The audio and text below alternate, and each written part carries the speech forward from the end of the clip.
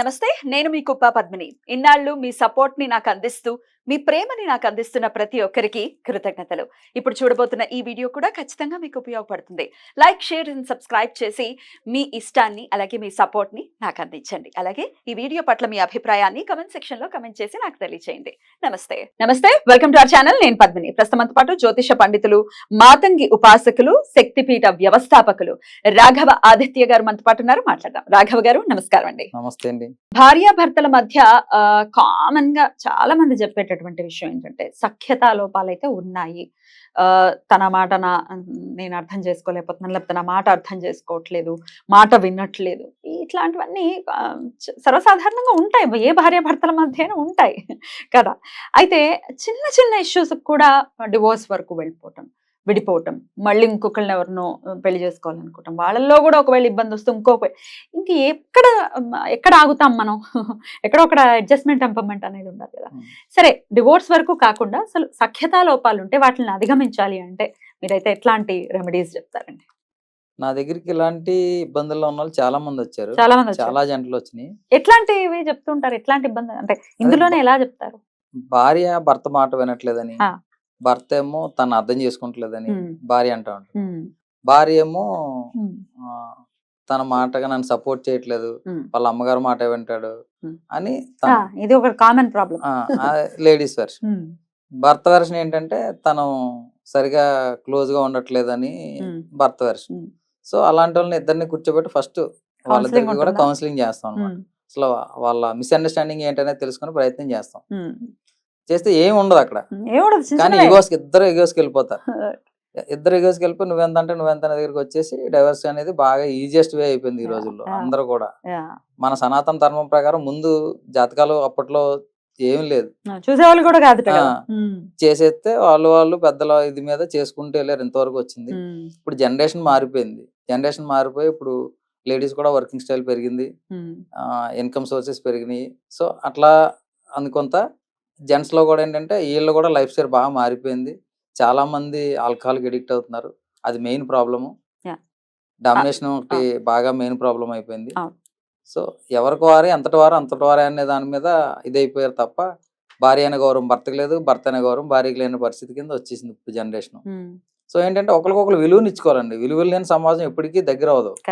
So ఒకరంటే ఒకరు విలువని ఇవ్వాలి. భార్య అంటే భర్త విలువ ఇవ్వాలి, భర్త అంటే భార్య, ఇద్దరు ఈక్వల్ కదా, ఎవరు ఎక్కువ తక్కువ లేం కదా. ఆ సమస్య ఎప్పుడైతే ఈగోలు హట్ అయిపోయేదాకా వెళ్ళిపోయారో అది ఇంకా ఇండిపెండెంట్ గా బ్రతికేటటువంటి లైఫ్ స్టైల్ వచ్చేసాక ఎవరికైనా ఆడవాళ్ళైనా మగవాడు ఎప్పుడు ఇండిపెండెంట్ గానే ఉండాలి కూడా. వచ్చిన తర్వాత కూడా ఏముందలే లేకపోతే నా బతుకు వెళ్ళదా అనే థాట్ ప్రాసెస్, అంటే ఫైనాన్షియల్ కి అలాగే ఈ మ్యారిటల్ ఇష్యూని క్లబ్ చేస్తూ ఆలోచన విధానం అనేది ఉండటం డెఫినెట్ గా రాంగ్. మీరేమంటారు?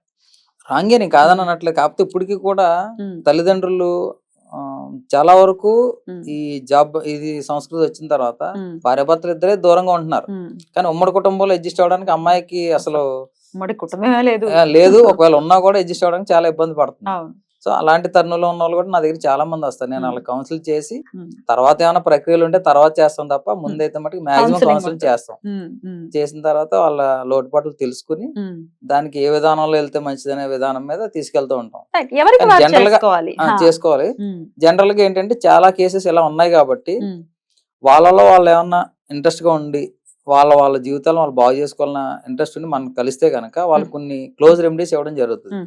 అలా కాకుండా జనరల్ గా చెప్పుకోవాల్సి వస్తే గనక ఈ సమస్యకి తేనె బాగా ఉపయోగపడుతుంది. హనీ ఏం చేయాలి? తేనెతో ఒక 1/2 kg తేనె ఇంటికి తీసుకుని వచ్చి గాజు సీసాలో స్టోర్ చేసి ఎవరైతే వీళ్ళని కలవాలనుకుంటున్నారో, సపోజ్ భర్త గురించి భార్య చేస్తుంది అనుకోండి, భార్య ఏం చేయాలంటే భార్య భర్తల పేర్లు ఇద్దరిని టుగెదర్ గా రాసుకుని వీళ్ళిద్దరు కలిసినట్టుగా రాసుకుని ఆ పేపర్ ని తేనెలో వేయాలి. వేసి ఆ తేనె బాటిల్ తీసుకెళ్ళి ఎక్కడైనా స్టోర్ చేసుకోవాలి. ఎవరో కదపని ప్రదేశం, దేవుడి గదిలో పెట్టుకోవచ్చు, ఎక్కడైనా పెట్టుకోవచ్చు. సో దాని వల్ల అతి తొందరలో వీళ్ళిద్దరి మధ్య మంచి రిలేషన్షిప్ పెరిగేటంటే అవకాశం. ఇట్లాంటి రెమెడీస్ ని చాలా కాంట్రవర్షియల్ చేశారు బయట.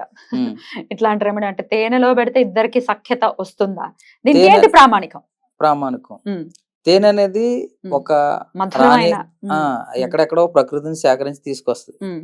మగీగలన్నీ కలిసి తీసుకొచ్చి స్టోర్ చేస్తాయి. అదంతా ప్రకృతి. ప్రకృతి హార్డ్ వర్క్. తేనె అంటేనే హార్డ్ వర్క్ కి మనకి సంకేతం. అవును. సో అలాంటి తేనెలో రాహుకి అధిపతి. రాహు అధిపతి తేనెకి. సో రాహు రిలేటెడ్ ఇష్యూస్ లోనే ఈ డివోర్స్ అనేది బాగా వస్తుంది. రాహు సరిగా లేనప్పుడు మాత్రమే మ్యారేజ్ ప్రాబ్లం లో బాగా ఇబ్బంది పడతా ఉంటారు భార్య భర్తలు ఎవరైనా సరే. ఇద్దరు ఎవరికి బాగోపోయినా ఈ డైవర్స్ దాకా వెళ్తున్నారు, కోర్టు కేసులకి వెళ్తున్నారు, పోలీస్ స్టేషన్ వరకు వెళ్తున్నారు అంటే కూడా మెయిన్ థింగ్ రాహు. వాళ్ళ జీవితాల్లో రాహు బాగోలేనప్పుడు మాత్రమే వాళ్ళు స్టేషన్ వరకు వెళ్ళడం, కోర్టుల వరకు వెళ్ళడం జరుగుతుంది. బాగోలేదంటే ఎట్లా చూస్తారండి? ఒక చాట్ లో రాహు ఎక్కడుంటే మీరు బాగో కింద బాలేనంది. ప్రతి గ్రహానికి స్వస్థానం ఉంటది, ప్రతి గ్రహానికి ఉచ్చ స్థితి ఉంటది, ప్రతి గ్రహానికి నీ స్థితి ఉంటది. ప్రతి గ్రహానికి ఉన్న కానీ రాహుకేతువులకి రెండిట్లకి అక్కడికి చార్ట్ లో మీకు ప్లేస్మెంట్ ప్లేసులు లేవు. అది ఎక్కడ ఉంటే అక్కడ ఇది వాళ్ళ ఇల్లు. అంతే కదా, మీకు తెలియదు ఏం లేదు. సో దానిలో ప్లేస్మెంట్ బట్టి ఎక్కడ ఉన్న దాన్ని బట్టి చూడాలి. అంటే ఎవరికెవరికి ఇండివిజువల్ గా చెప్పాలి అవన్నీ. లగ్నంలో రాహు అంటే ఎట్లా చూస్తారు మీరు, అది చెప్పండి. లగ్నంలో రాకుంటే ఇబ్బంది ఏమి ఉండదు. దాని వల్ల మ్యారేజ్ విడిపోయే పరిస్థితి ఏమి ఉండదు. కొద్దిగా ఎక్కువగా తిరుగుతూ ఉంటారు, సదా సంచారంగా ఉంటారు. వాళ్ళ జీవితాలన్నీ కూడా ఎంప్లాయ్మెంట్ అయినా ఎక్కువగా మారుతూ ఉంటారు. ఇట్లా రాహు ఎక్కడ ప్లేస్ చేయబడి ఉన్నాడో దాన్ని బట్టి రిజల్ట్స్ అనేవి ఉంటాయి. దాన్ని పెద్ద చార్ట్ నే ఇదే చేసుకుని వెళ్ళాలని బోల్డ్ రెమెడీస్ ఉన్నాయి. బోల్డ్ అన్ని దానికోసం వచ్చినాయి కదా. అన్ని మన జాతకం ఉండాలనుకుంటే బోల్డ్ రెమెడీస్ ఉన్నాయి మేడం. అన్ని చేసుకుంటూ వెళ్తే అంత లైఫ్ అంతా హ్యాపీగా ఉంటుంది. ఇగో అనేది ఒక్కటి పక్కన పెట్టాలి. సో తేనె అనేది రాహుకి సంకేతం కాబట్టి రాహు కొంత ఉపశమనం అనేది ఉంటుంది. ఖచ్చితంగా ఉంటది. వాళ్ళిద్దరి మధ్య మళ్ళీ అండర్స్టాండింగ్ రావడానికి అవకాశం ఉంటది. ఎన్నో చాలా మంది మీద ప్రయోగించి చేసిన తర్వాత మీకు ఈ రెమెడీ చెప్పడం జరుగుతుంది. ఏదో ఊరికే వేగ్గా చెప్పడం లేదు, ఆల్రెడీ చాలా జంటల మీద ప్రయోగించాం, వాళ్ళ కలవడం జరిగింది. సో అందుకని నేను ఖచ్చితంగా చెప్పగలుగుతాను. ఒకరి మీద ఒకరికి ఆకర్షణ అనేది క్రియేట్ అవుతుంది. హనీబీ అంటేనే ఆకర్షణ. హనీబీ అంటేనే ఆకర్షణ. అది ఆకర్షణ దాన్ని తీసుకుంటుంది. ఒక రాణి కోసం ఎన్ని పోగు చేసుకుని వచ్చి అదంతా తేనె ఫామ్ చేస్తాయి. అవును. సో అది చాలా మంచి రెమెడీ. అది దాని గురించి ఎంత కాంట్రవర్షియల్ చేసినా ఎండ్ ఆఫ్ ది డే అది వర్కౌట్ అవుతుంది కదా. బాధపడేవాడికి మాత్రమే దీని అవసరం ఉంది.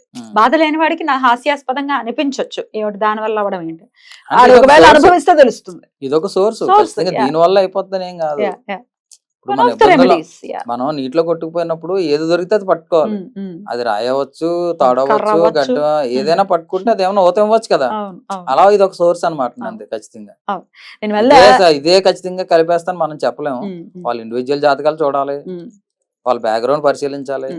ఒకళ్ళు ఎక్కువ ఒకళ్ళు తక్కువైనా కూడా ఈగో స్టేజ్ లో కూడా ఇరిపోయే పరిస్థితులు ఉన్నాయి. ఇప్పుడు ఫైనాన్షియల్ గా హై లెవెల్ ఉండి ఒక లో లెవెల్ ఉన్నా కూడా సెట్ కావట్లేదు. ఇవన్నీ కూడా తీసుకోవాలి మనం. ఏదో ఖచ్చితంగా ఒకటే అంటే కాదు.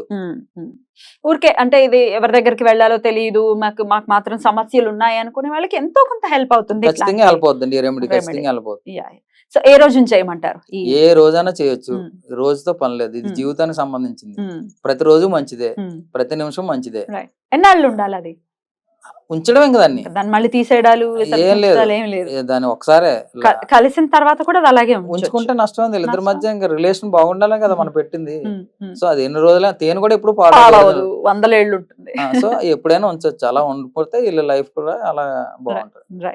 సో భార్యాభర్తలు ఇరువురి పేర్లు రాసి పెట్టమంటారు. రాసి పెట్టుకోవాలి. ఎట్లా పేర్లు, ఇంటి పేర్లు అన్ని కలిపి రాయాలండి? వాళ్ళు ఉంటది కదా, వాళ్ళ నేమ్ ఏదైతే రాసుకుని, అలాగే భర్త పేరు రాసుకుని మీ ఇద్దరు కలిసి ఆనందంగా జీవిస్తున్నందుకు ప్రకృతికి కృతజ్ఞతలు తెలియజేసుకుని అందులో పెట్టేయడం.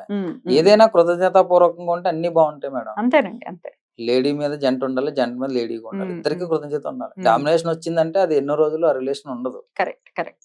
లేడీ మీద జెంట్స్ కి వచ్చినా ఉండదు, జెంట్స్ మీద లేడీస్ కి వచ్చినా ఉండదు. సో ఖచ్చితంగా కొంతమంది ఆడవాళ్ళు ఫోన్లు చేస్తూ ఉంటారు, మా పుట్టింట్లో వదిలేసి వెళ్ళిపోయారండి, ఆయన ఎక్కడ ఉన్నారు తెలియట్లేదు, ఫోన్లు ఎత్తట్లేదు, మమ్మల్ని తీసుకెళ్ళట్లేదు, అగమ్య గోచరంగా ఉంది పరిస్థితి అని చెప్తూ ఉంటే బాధ అనిపిస్తుంది. అంటే తను ఆల్రెడీ భర్త మీదే ఆధారపడి ఉంది, ఏదో పుట్టింట్లో ఉంది, ఆవిడ మళ్ళీ డబ్బులు ఇచ్చుకుని ఎవరి దగ్గరికి వెళ్ళి ఏం చేయాలో తెలియనటువంటి పరిస్థితి. అట్లాంటి వాళ్ళకి కూడా యూజ్ అవ్వాలి కాబట్టి ఏ దారి లేదు అనుకున్నప్పుడు ఒక మంచి దారి ఒకటి ఉంది మేడం. సిద్ధ కుంజికా స్తోత్రం అని చెప్పేసి అమ్మవారి స్తోత్రం ఒకటి ఉంటుంది. సిద్ధ కుంజికా స్తోత్రం. అది ఫైనాన్షియల్ సమస్యల్లో గాని, ఇలా దారి ఎటు తెలియని పరిస్థితుల్లో గాని, అగమ్య గోచరంగా ఉందన్న జీవితాల్లో గాని సిద్ధ కుంజికా స్తోత్రం గాని పఠనం చేసుకుంటే ఖచ్చితంగా దారి తెలుస్తుంది. అదొక అది కీ. గూగుల్లో దొరుకుతుంది అయితే ఖచ్చితంగా మ్మ్. యూట్యూబ్ లో ఉంటది, గూగుల్లో ఉంటది, ఎక్కడైనా మ్మ్. దొరుకుతుంది. మ్మ్. సిద్ధి కొంజికా స్తోత్రం అంటే ఖచ్చితంగా వస్తుంది. అది ఒకవేళ అది చదవటం పలకడం రాకపోతే వినొచ్చా? రాగలిగితే మ్మ్. చదువుకోవచ్చు, మ్మ్. లేకపోతే ప్రతిరోజు ఉదయం ఒకసారి సాయంత్రం ఒకసారి వినొచ్చు. ఎంత సమయం పడుతుందండి అది? ఎంతో సమయం కాదు మేడం, ఒక మ్మ్. 5 minutes అంతే. 5 minutes. డెఫినెట్లీ అంటే చక్కటి మార్గం ఇది కూడా. అది మాత్రం చాలా ఫైనాన్షియల్ క్రైసిస్ లో ఉన్న వాళ్ళకి, అలాగే ఎలాంటి ఇబ్బందుల్లో ఉన్న వాళ్ళకి, ఎలాంటి ఇబ్బందుల్లో ఉన్న వాళ్ళకైనా కూడా మ్మ్. అదొక కీ అన్నమాట, Wow. డోర్ ఓపెన్ చేసుకోవడానికి. అద్భుతం.